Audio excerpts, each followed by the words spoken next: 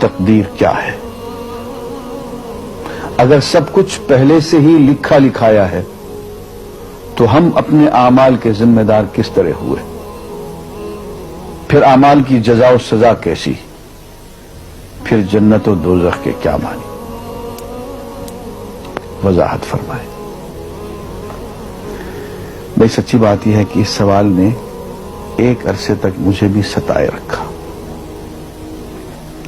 اور میں سوچتا رہا کہ اگر واقعی اللہ تعالیٰ نے پہلے سے ہی سب کچھ لکھ دیا ہے کہ میں اتنے بج کر اتنے منٹ میں بیٹھ کے یہاں پہ ایک لیکچر دوں گا، یہ تقریر کروں گا، اتنے بج کر اتنے منٹ میں نماز پڑھوں گا، اتنے بج کے اتنے منٹ میں فلاں کو گالی دوں گا، فلاں کو تھپڑ ماروں گا، یہ پہلے سے ایک میرا شیڈول مرتب ہے اللہ کے ہاں، لکھا لکھایا پروگرام چھپا چھپایا موجود ہے، میرے کا قصور؟ تو لکھنے والے کا قصور ہے۔ بات تو خطرناک ہے نا، بات تو خطرناک ہے نا۔ تقدیر کیا ہے؟ عربی میں اس کے لیے ایک لفظ لکھا جاتا ہے دینی کتابوں میں، علم اللہ السابق،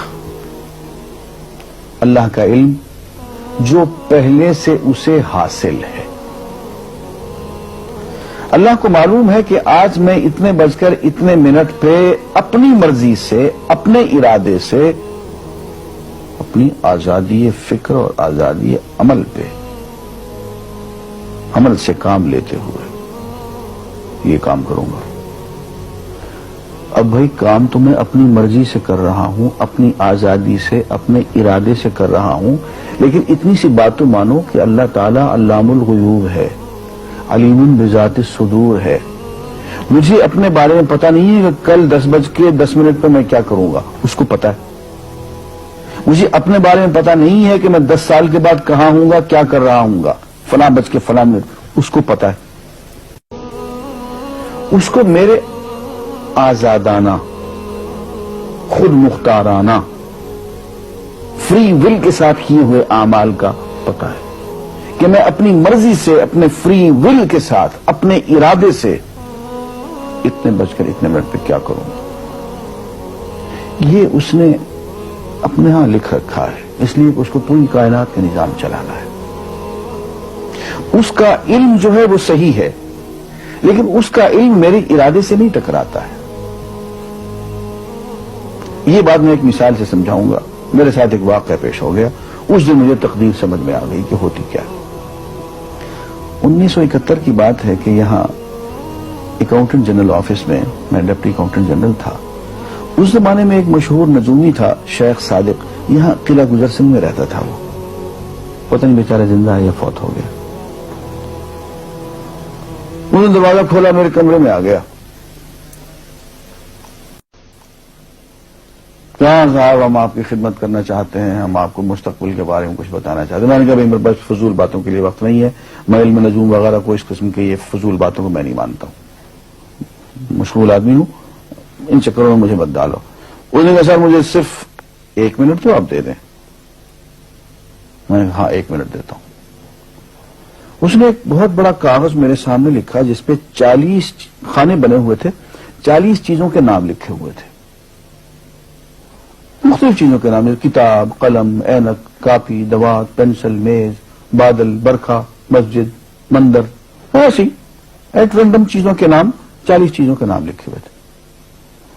وہ کہنے صاحب آپ ان میں سے کسی ایک چیز پہ انگلی رکھ دیں یا اس کا نام آپ اس کاغذ پہ لکھ دیں۔ اور مجھے یہ کہتے کہتے اس نے ایک پیس آف پیپر میری میز سے اٹھایا اور اس پہ کچھ لکھا اور اس کو یوں الٹا کے رکھ دیا۔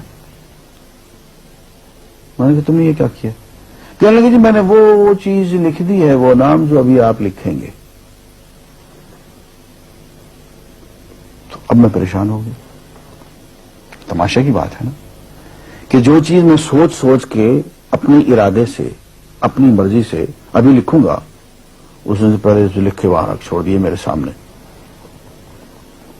اب میں سوچ میں پڑ گیا کہ یار وہ چیز لکھوں جو اس نے نہ لکھی ہو۔ کبھی میں اس کا ارادہ کروں، کبھی اس کا ارادہ کروں، اب تنگ آ کے آخر میں نے کسی ایک چیز کو لکھ دیا کہ میری یہ ہے۔ اس نے جب وہ الٹایا تو وہ وہی چیز نکلی۔ اب پتہ نہیں یہ کیا چکر تھا اس کا، خدا ہی جانے۔ کوئی اس کا علم ہوگا، کوئی فن ہوگا، کوئی تک بازی ہوگی، تک بندی ہوگی کوئی. لیکن اس دن مجھے پتا چلا کہ یار اس کو جو کچھ میں نے لکھا ہے اپنے ارادے سے لکھا ہے، اپنی مرضی سے لکھا ہے، اس سے پابند ہو کے نہیں لکھا. کبھی اس میں انگلی لگاتا تھا، کبھی اس پہ، کبھی اس پہ، آخر چن کے ایک لکھا میں نے. لیکن اس کمبخت کو پہلے سے پتا تھا کہ میں کیا لکھنے والا ہوں، اور اس نے پہلے سے وہاں لکھ کے رکھا ہوا تھا. میں نے کہا یار ایک محدود علم والا آدمی میرے آئندہ کے اعمال کو اپنے ہاں لکھ کے رکھ سکتا ہے. چن کے وہ عمل میں اپنی مرضی سے کر رہا ہوں، اپنے ارادے سے کر رہا ہوں، کوئی مجبوری نہیں ہے اس میں. لیکن وہ میری مرضی والا عمل، میرے اپنے ارادے سے کیا ہوا عمل، پوری آزادی کے ساتھ کیا ہوا عمل، اس نے پہلے سے اپنے یہاں لکھ کے رکھا ہوا. یار اگر یہ انسان کر سکتا ہے تو رحمان کیوں نہیں کر سکتا؟ اس نے میرے سارے اعمال جو میں آئندہ چل کے کرنے والا ہوں، وہ سارے کے سارے اعمال اس نے اپنے یہاں لکھ کے رکھے ہیں. اس کو انتظام کرنا ہے، میرے رزق کا انتظام بھی کرنا ہے، آگے میری زندگی، میری موت، میری قبر میں اکوموڈیشن کا پتہ نہیں کہاں کا میرے اس نے انتظامات کرنے ہیں. تو میرے بارے میں اس نے سارا ڈیٹا کلیکٹ کر کے رکھا ہوا ہے اپنی انفارمیشن کے لیے کہ یہ اپنی مرضی سے کیا کیا کچھ کرے گا. تو اس کے لکھے ہوئے ہونے سے میری مرضی ختم نہیں ہوتی، میری ذمہ داری ختم نہیں ہوتی، میرا ارادہ، میری فری ول ختم نہیں ہوتی. یہی وجہ ہے کہ ہم جو اعمال کرتے ہیں اس میں سے اللہ تعالیٰ اس کی کچھ ذمہ داری ہم پہ ضرور ہوتی ہے. کچھ کام اللہ تعالیٰ کا ایک نظام ہے، اس میں شاید ہماری ذمہ داری نہ ہو، وہاں جبر ہو.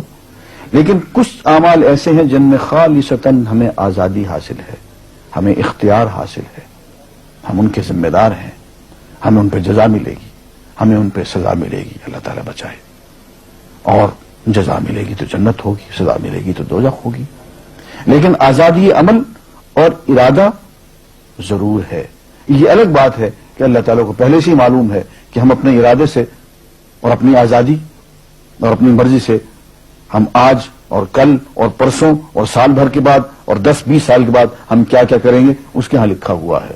وَعِندَهُ عِلْمُ الْكِتَابِ، اس کے ہاں سب کچھ لکھا ہوا ہے. لیکن ہم جو کرتے ہیں اپنے ارادے سے کرتے ہیں اور اس کے ذمہ دار ہیں. وآخر دعوانا الحمدللہ رب العالمین.